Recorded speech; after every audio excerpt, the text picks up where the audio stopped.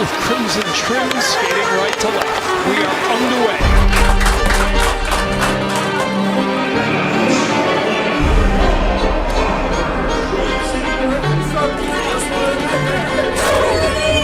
Hey, we got 30! Move here through the neutral zone, healing to the net, he scores! Well, if you're a fan of this team, you've seen that before. Start to break out and do that. Now Miller in front, the backhander, he scores!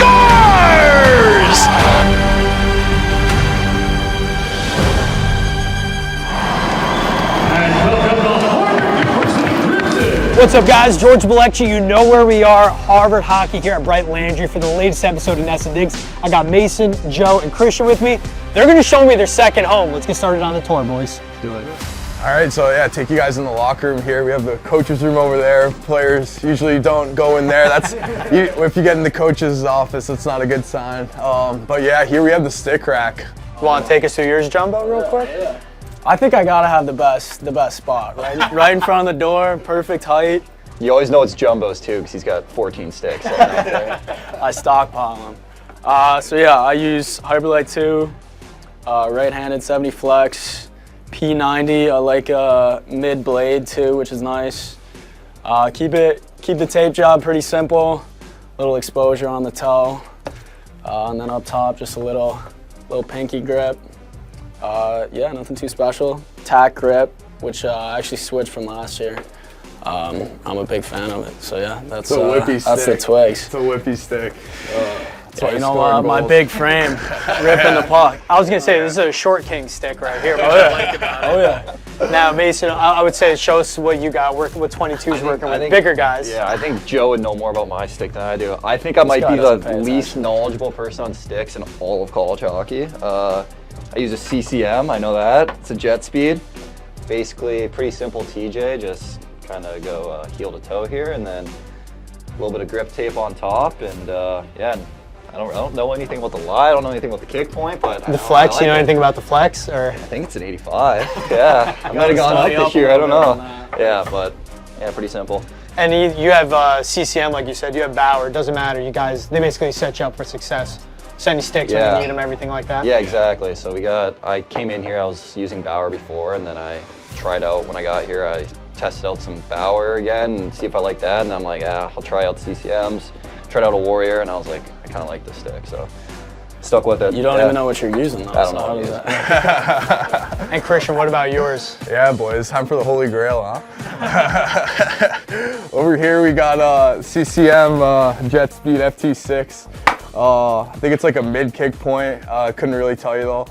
We got a Fat Blade P28, so no passes are sneaking under there. And my tape job, this is actually funny, the boys make fun of me for this, but I usually like have a different tape job like every week. It's like even like mid-game, like if I'm feeling like a little more of like a gritty mindset, I'll like just do an egregious tape job. Like it doesn't really matter to me. Kind of just like what I'm feeling that day, which is like super unusual, I guess, among players. But yeah, it's been doing me well.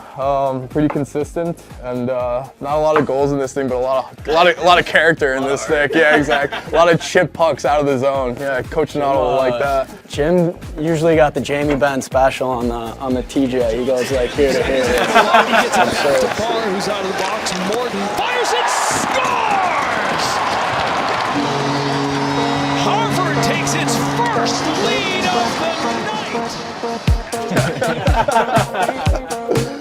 This is where the magic happens. So a pretty unreal setup we got here.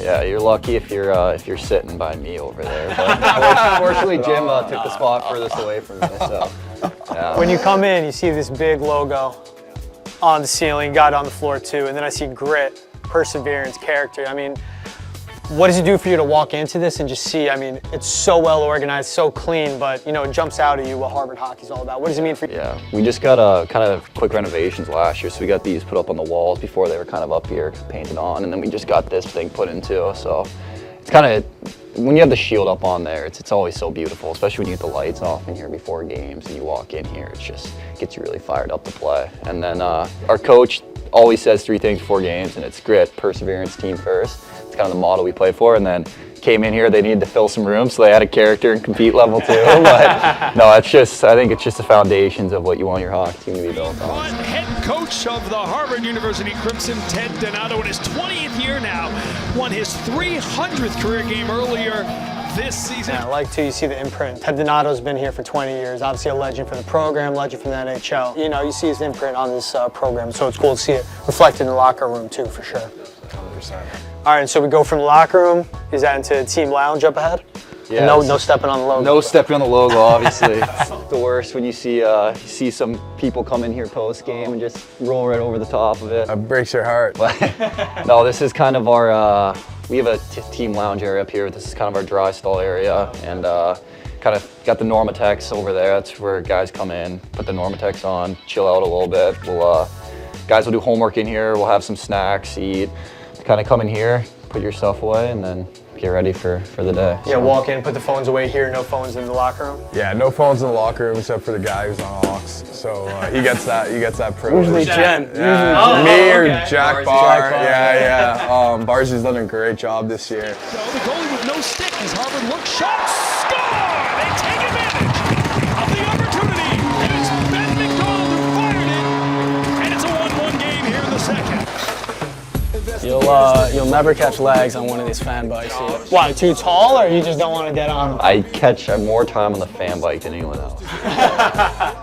Then come up in here and you enter our little weight room here.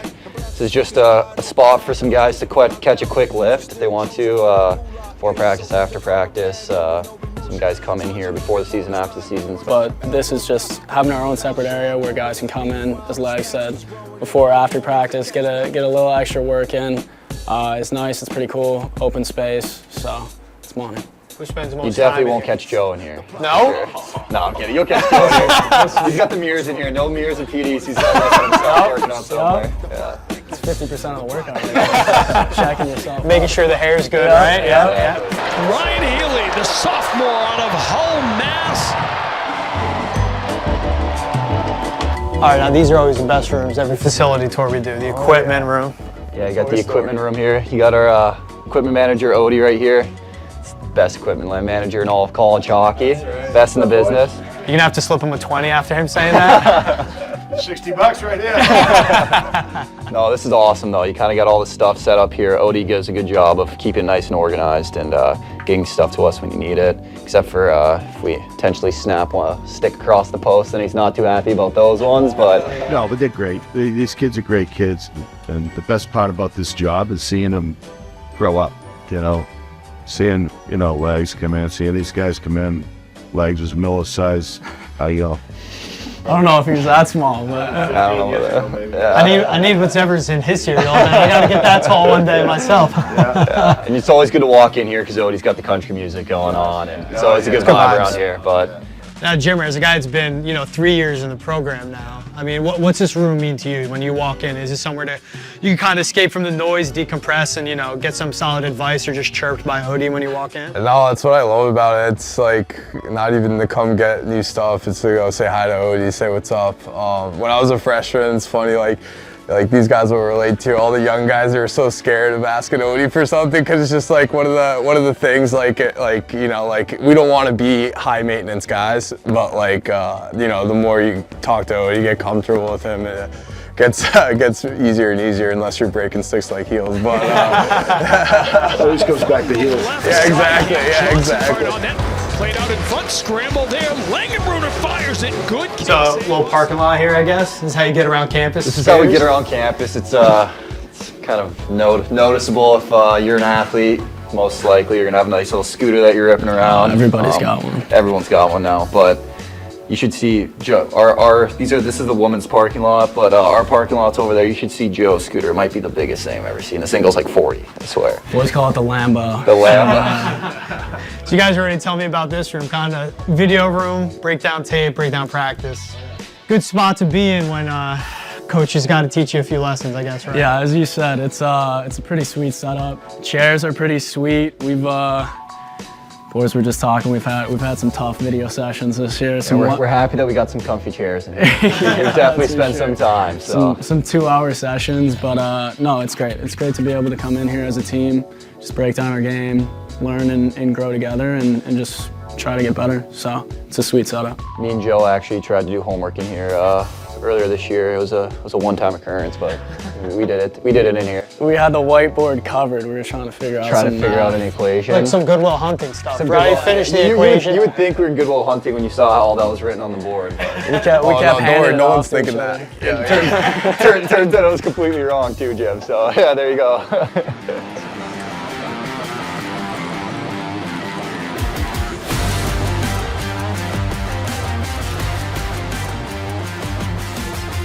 When you guys come home to here, what's it like playing here at Bright-Landry? It's unbelievable playing in front of our home crowd, and it's really just a different vibe when you're at home. You're comfortable. We practice here every day.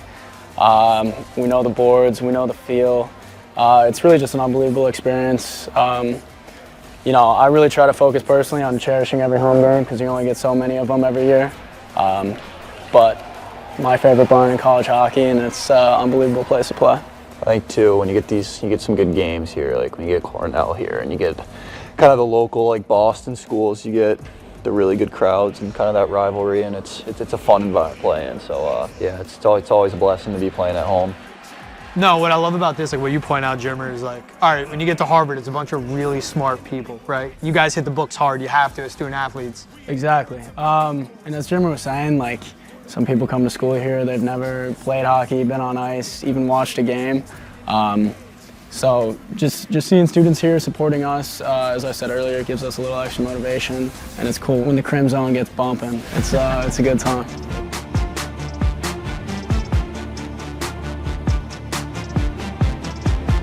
All right, boys, only one way to roll out of Bright-Landry after that, right? Let's go.